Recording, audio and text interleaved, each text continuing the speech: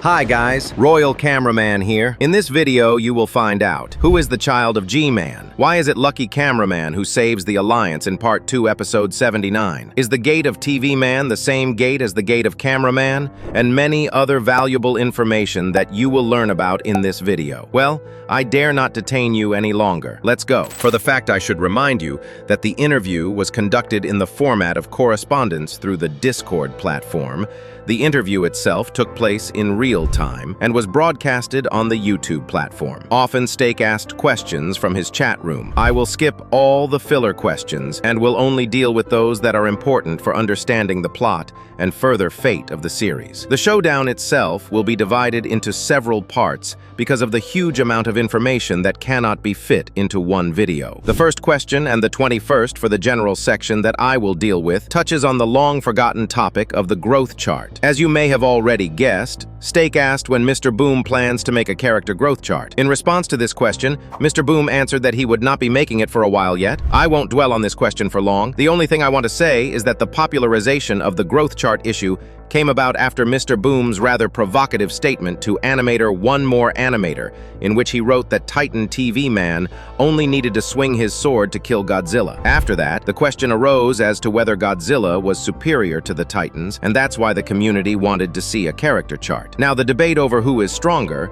Godzilla or the Titans, has subsided, and the need for a height chart is gone. In the next question, Steak asked what Mr. Boom expected the 80th to 90th episodes to be about, and also clarified whether they would be about plot or something general. In response to this question, Mr. Boom replied that he can't say how things will turn out after the full 79th episode is released, but he believes there will be a lot of hype during the publication of these episodes. By the way, my colleague Super Cameraman has previously asked which episodes Mr. Boom thinks will be hot after the release of the full 79th episode. Boom will be hot after the release of the 80th episode, to which Mr. Boom answered all of them. So these episodes should surprise us in some way, and I'll move on to the next question. In this question, Steak directly asked Mr. Boom if there is anything we should expect from the second part of episode 79. Surprisingly, Mr. Boom did not refuse to answer the question and said that we should expect the return of a character that a lot of people would want. Many people must have thought that Mr. Boom was probably hinting specifically at the appearance of some Titan, such as G-Man or Titan Speakerman 3.0, but is it really that simple? In the last video, we had time to tackle the rather interesting question of whether Michael Jackson from Skibidi Toilet and Mafia from Skibidi Toilet survived. To this question, Mr. Boom did not give a definite answer, but said that many people miss something when speculating about the events of the second part of episode 79. To summarize my hypothesis from last week's installment, the armada of Cameraman 3.0 that came out to defend the base in Australia at the end of the first part of episode 79 are actually secret agent holograms designed to distract the Watchmen of Doom while the Alliance evacuates to some new base. The reason for this hypothesis was the strange behavior of the armada of Cameramen, who deliberately ignored the chief speakerman, and some representatives of the armada, when approaching the Watchmen of Doom, simply stood up and did not even try to shoot. What's my point? Perhaps in the second part of episode 79, this hypothesis will prove to be true, and that's when Lucky Cameraman, not Titan Speakerman 3.0 or G-Man, will appear. Perhaps it's a common quibble with words, but I must draw your attention to the fact that Mr. Boom said exactly would like his return, not waiting for his return. Knowing Mr. Boom, if he was talking about Titan's return, he would have written that everyone is waiting for his return. Surprisingly enough, the next question was answered by Mr. Boom, answered with a pre-prepared picture. Steak reminded Mr. Boom that earlier he said that something stronger than Astro Toilets would appear. In this question, he wanted to clarify whether it was an alliance or something more powerful. But why? Mr. Boom decided to hide the answer to this question. The thing is that the Astro Fleet invasion arc will not be the last one in the series, and at least there will be one more arc, as Mr. Boom himself told, answering the question of my colleague Super Cameraman about whether there will be more arcs after the Astro invasion arc. My theory is that during the war with the Astro Fleet towards the end of the third arc, Secret Agent will begin to take an active allied role in alliance Alliance affairs. In the fourth arc, the Alliance will launch a full-scale space offensive against the Astro Empire after the destruction of the Astro Fleet. It is in this arc that Secret Agent will actively show himself as an ally for the Alliance, but towards the end of the fourth arc, Secret Agent's side will trick almost the entire Alliance into hooking up to the new software, the same software that hooked up Secret Woman to our POV cameraman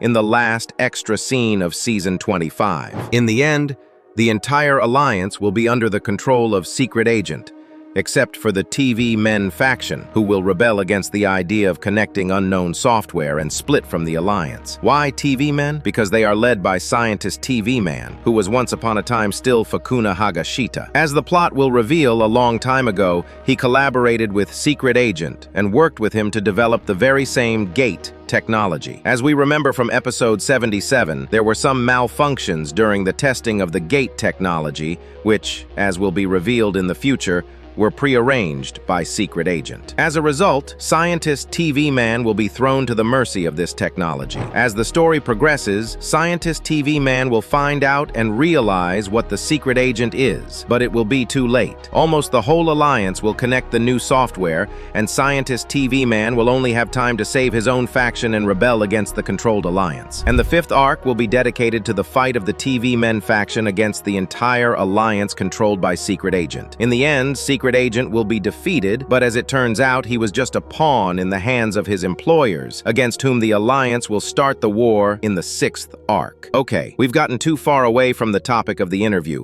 The next question, for me personally, is quite interesting. In it, Steak asked about what happened in the Alpha Hills lab, and more specifically, whether its scientists were able to achieve their goal, or whether their experiment got out of control. To which Mr. Boom responded with a GIF that read, "Bit of both." In general, there are many scenarios of events and various hypotheses surrounding the Alpha Hills lab, but personally, it's quite difficult for me to even speculate what kind of incident took place in the Alpha Hills lab. Back during the publication of the 69th series, I put the Alpha Hills laboratory as an analogy to the Black Mesa complex from Half-Life and assumed that earlier they were able to open a portal there, which brought the Skibbity virus to Earth. But with the appearance of Astro Toilet, this theory was completely destroyed, because if the Astro Empire appeared from the portal formed in the Alpha Hills laboratory, Earth would be the first planet to be completely destroyed. So, the question of what exactly could have happened at Alpha Hills Labs is one I find difficult to answer. If Astro Toilets already existed in the universe before the portal was formed, then that means there was a Skibbity virus, which in that case could not have been transported from the portal to Alpha Hills. Perhaps I will prepare a separate video on this topic. In the next question, Steak brought up the history of Kathy and Dave's relationship. He asked how they met, to which Mr. Boom replied that they worked at the Star Complex. In case anyone's forgotten, Star is the Secret Trinity Association of Research, the same lab we could see in the Cameraman flashbacks in one of the Season 25 extra scenes. Overall, this information doesn't add anything new to understanding the plot. It just confirms a fact about Kathy and Dave's relationship. In the next question, Steak asked about the gate that Kathy talked about in one of the tablet entries in episode 73. If anyone doesn't remember, in that recording, Kathy said opening the gate. In response to this question, Mr. Boom replied that it was a test as part of an experiment that led to an unforeseen outcome. You've probably wondered, as I have,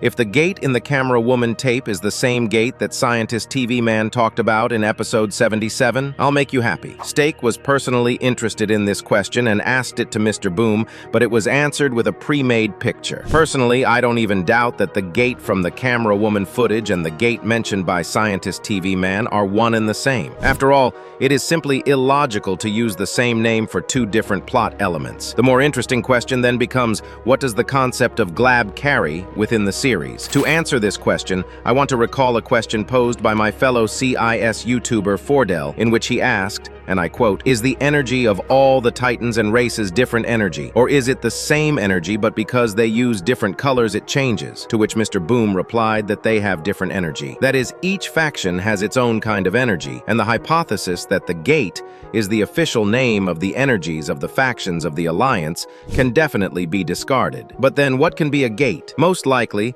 the concept of a gate means unlocking the true potential of energy, or in simple words, transforming energy into something else. So for example, the violet energy is transformed into a portal to the shadow dimension when the true potential is revealed. The same was conducted on the Camera Woman recording, which also attempted to transform blue energy into something else. But what exactly the blue energy's ability is and how exactly this experiment ended, only Mr. Boom knows so far, and this will be revealed as the story progresses. In the next question, Steak decided to ask about the relationship between Dark Speaker Man and Speaker Woman, to which Mr. Boom answered with a pre-made picture. What surprised me most about this question was that Mr. Boom thought it was too spoilerish for the show. Usually, Mr. Boom would answer questions with a pre-made picture, which kills all intrigue for a future plot twist. But what could be intriguing for the plot in a question about Dark Speaker Man and Speaker Woman's relationship? I don't have any hypothesis on this, but I can say with certainty that if Mr. Boom has withheld the answer to this question, it means that there is some important plot detail in the relationship between these two characters. In the next 3 questions, Steak decided to address a rather popular thought about Titan TV Man's willpower. Many people, after hearing him roar in the first part of episode 79, mistakenly thought that Titan TV Man had a pretty huge amount of willpower and would be able to take the core fucker off himself. The first question asked if Titan TV Man is strong enough to take off the core fucker on his own. In the second question, Steak asked if Titan TV Man would need someone else to get free. And in the third question, he asked how strong core fucker was. Mr. Boom answered all 3 questions with no Y, which stands for no, yes, yes. That is, Titan TV Man will not be able to take down core fucker on his own. He will need help to get free, and core fucker is pretty strong. Although the questions seem primitive and even strange at first glance, Mr. Boom actually made a huge mistake by answering these questions. After all, with his answer, he confirmed that with someone else's help, core fucker could possibly be taken down from Titan TV Man, thus disproving a long-standing theory in the fandom that core fucker has teamed up with Titan TV Man's core. This means that the Alliance has a good chance of saving Titan TV Man by getting their hands on a new and improved body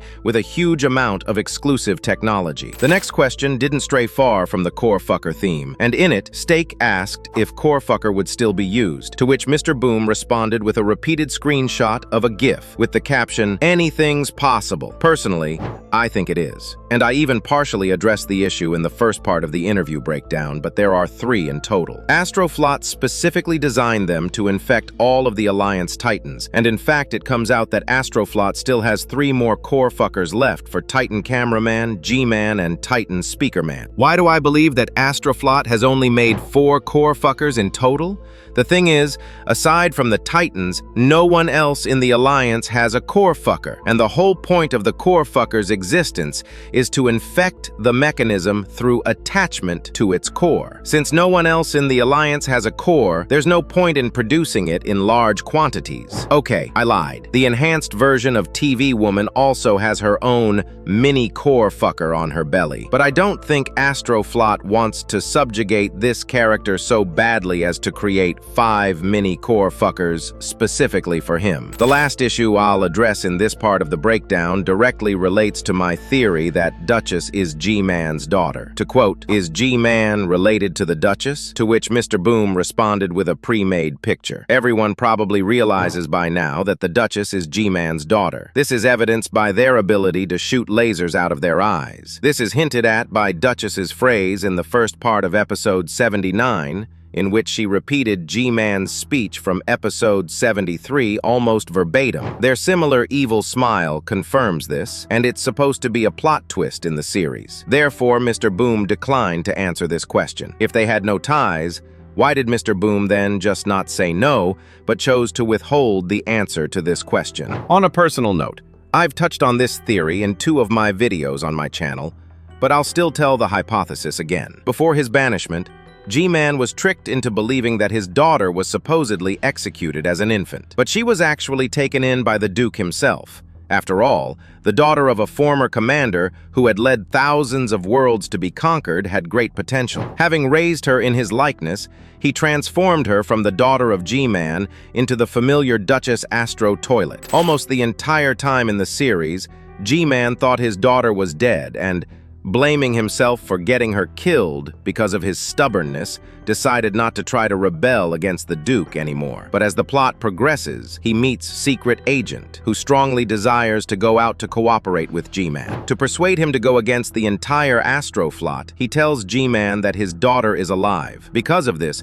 G-Man becomes motivated to go into an alliance with the Alliance to destroy Astroflot, save his old friend Juggernaut Astro Toilet and his daughter Duchess Astro Toilet. And in Season 25, Juggernaut Astro Toilet only confirms the Secret Agent's words, saying that someone he knows is also on Earth on a special assignment, and questioning whether he would be willing to do what he needs to do, kill the Duchess. It is probably worth stopping at this point. The fact is that the interview was quite extensive, so this analysis will be divided into several parts, and I think it is time to end at this point. Thank you all for watching this video to the end. If you'd like to see more content like this, let us know by giving this video a like and sharing your opinion in the comments. I also recommend you visit Mr. Boom's official store, which sells all the merchandise based on the Skibidi Toilet series. You can check it out at the link in the description. Stay tuned.